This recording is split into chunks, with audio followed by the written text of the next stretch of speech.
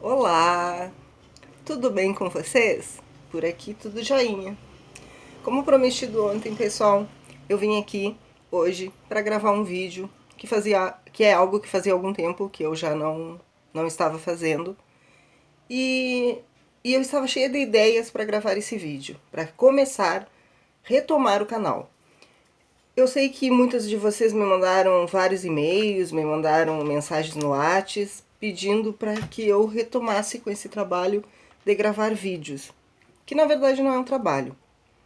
É uma conversa que eu gosto de ter, que eu sempre gostei de ter, e que infelizmente devido à pandemia, as nossas conversas de forma presenciais, elas deixaram de ser realizadas.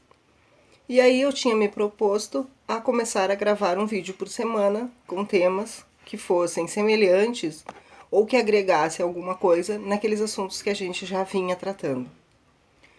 Entretanto, com a própria rotina que foi mudando durante a pandemia e alguns acontecimentos de ordem pessoal, eu fui deixando os vídeos para depois. E agora, essa semana, quando eu estava lendo alguns artigos em uma revista, eu me deparei com um tema que já fazia algum tempo que eu queria retomar. E esse tema é sobre a tristeza. E ele nunca foi tão atual quanto agora. É um tema que, embora as pessoas muitas vezes não valorizem a sua intensidade, a necessidade de tratar e a necessidade de falar sobre ele, é um assunto que atinge diretamente as nossas vidas, que influencia na nossa convivência com nossos amigos, com nossos familiares, com nossos filhos e principalmente a tristeza interfere no nosso desenvolvimento pessoal, no nosso psíquico, no nosso emocional. Esse artigo que eu estava lendo, ele falava da tristeza que mata. O título do artigo era esse, A Tristeza que Mata. Se nós formos ver, se nós observarmos, nunca a causa da morte vai ser tristeza. Nunca nós iremos nos deparar com um atestado de óbito onde diga que a causa de uma morte foi tristeza. Mas a tristeza, embora ela não seja declarada, ela causa sim a morte. E não só a morte física, a morte de sonhos, a morte de pensamentos construtivos, a morte de aptidões, a morte da vontade, a morte de realizar, a morte de estar e a morte de ser. E eu vou explicar isso para vocês. Esse tema já era relevante porque ainda quando eu fazia palestras presenciais, conversas presenciais, em um encontro só com mulheres, a gente tratava sobre machismo e empoderamento.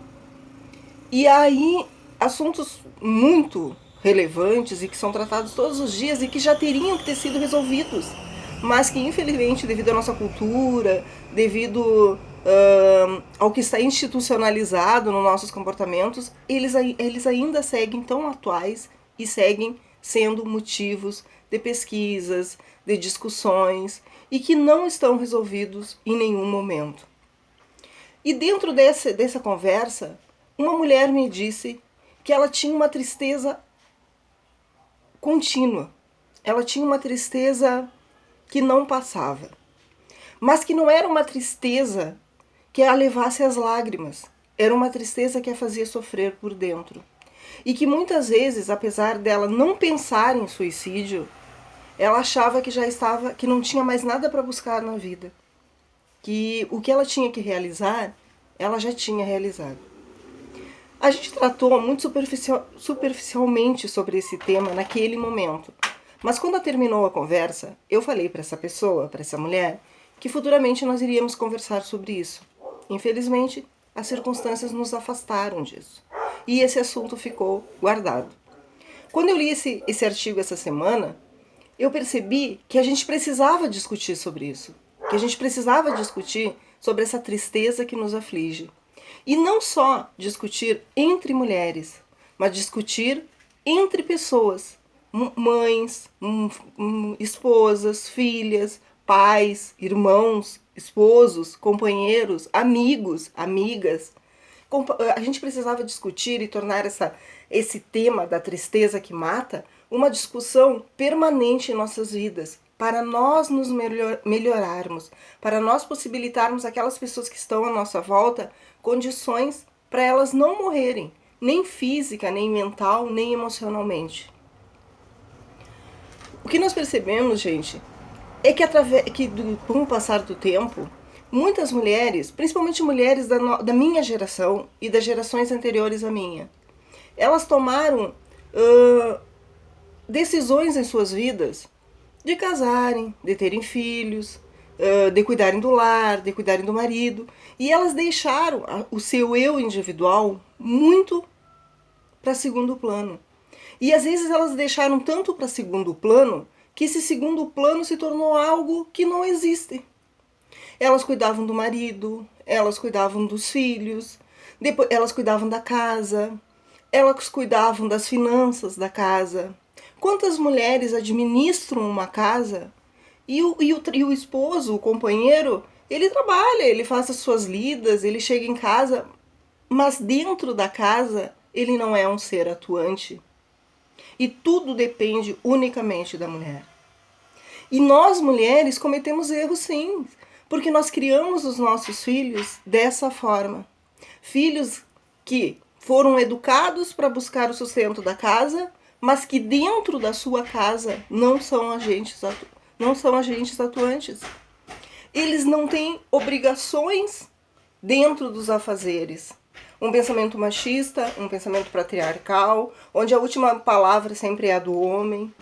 Muitas mulheres casaram e foram morar com os parentes dos maridos. Era normal acontecer isso. E hoje ainda acontece. Só que o pensamento hoje, a gente está com maior número de informações. A criação que nós recebemos dos nossos pais hoje, ou a criação que nós damos para os nossos filhos, já tem uma visão muito mais feminista, muito mais de divisão de tarefas, uma visão muito mais de companheirismo realmente, do que simplesmente essa visão onde as tarefas, as rotinas, elas eram divididas conforme o sexo. Muitas vezes as mães não deixavam os filhos lavarem uma louça, porque isso era tarefa de mulheres. Não varriam uma casa, porque isso era a mulher que fazia. Não dobrava uma roupa, porque isso era a mulher que fazia. A mulher não precisava saber trabalhar. Muitas vezes, mais no tempo de nossas avós, as mulheres mal frequentavam uma escola. Elas não precisavam disso. Elas só precisavam saber ler alguma coisa e assinar o seu nome. E esse pensamento, no mundo em que nós vivemos, na condição que nós temos de informação, através da mídia falada, da mídia escrita, da mídia visualizada, nós vemos mulheres bem-sucedidas, nós vemos mulheres empoderadas. A escolha de cada um, o que faz nós felizes, é individual. E isso não pode ser contestado. Tem mulheres que se sentem muito felizes em serem donas de casa. E tem mulheres que precisam muito mais que isso. Somente que o fato de nos fazer bem sermos donas de casa, em alguma circunstância, não nos tira o direito de termos uma vida além da de dona de casa. E essa pessoa na qual eu conversei da outra vez, e nesse artigo no qual eu li agora e em outras reportagens, o que eu percebo é que as mulheres que se tornam dona de casas, elas sofrem, elas tendem a sofrer, não vamos generalizar, de uma tristeza que se torna mortal. Porque elas se deixam de ver como mulheres e passam a ser simplesmente um ser que tem obrigações. Muitas vezes essas mulheres não recebem valorização de seus companheiros. Embora elas sejam tratadas, apresentadas como minha esposa, minha companheira, mãe dos meus filhos, elas perdem a identidade de nome. Muitas vezes essas mulheres não são apresentadas para os amigos do companheiro como a Maria, a Ana, a Cristina, a Simone, a Verônica, elas são apresentadas como minha esposa, sem nome. E isso vai tirando a identidade das pessoas. E dentro de casa, muitas vezes, esses homens, vocês homens que estão me escutando agora, vocês chegam e não são capazes de dar um beijo na sua esposa. Ela passou o dia inteiro cuidando de filho, limpando casa, cozinhando, lavando, tornando a vida de vocês mais fácil, mais cômoda. Mas vocês não valorizam isso, embora digam que valorizem. Quantas vezes vocês deixam para dar um presente, um agrado, uma flor do jardim, somente no aniversário? Quando dão? Porque muitos não lembram nem a data do aniversário da esposa. E mulher, por mais empoderada que seja, por mais resolvida que seja, ela precisa disso. Todo ser humano precisa de agrado. A sua esposa, a sua mulher, a sua companheira, a sua amiga, ela passa o dia inteiro pensando em coisas para fazer para agradar a você. Para tornar a vida dos seus filhos mais fáceis, mais confortáveis, mais agradáveis. O que não tira o mérito de você passar o dia trabalhando, tentando agradar sua família. Contudo, você tem a principal responsabilidade de agradar a sua esposa. Emocionalmente, você tem que acolher. Psicologicamente, você tem que entender da mesma forma que ela entende você. Essas atitudes machistas que partem do homem repercutem em seus filhos. Os filhos perdem o respeito pela mãe. Os filhos observam a mãe como uma empregada, como alguém que tem obrigação com eles, e não como uma pessoa que tem necessidades. E para completar tudo isso, muitas vezes, o homem impede a mulher de sair de casa sem ele. A mulher se tornou tão posse do esposo, do companheiro, que ela não pode ter amigas e amigos somente dela. Ela não pode ter um dia para compartilhar com essas amigas, porque o homem não deixa. Nós não somos posse. Nós não somos objetos. Nós precisamos fazer a nossa higiene mental para estarmos saudáveis, para evitar que essas tristezas, essas depressões, essas angústias nos levem a desenvolver doenças psicossomáticas. Quantas angústias, quantas raivas, quantas depressões nos causam problemas bem maiores que os psicológicos. Úlceras, problemas cardíacos, problemas pulmonares, vasculares. Nós não precisamos da permissão de ninguém para ser felizes.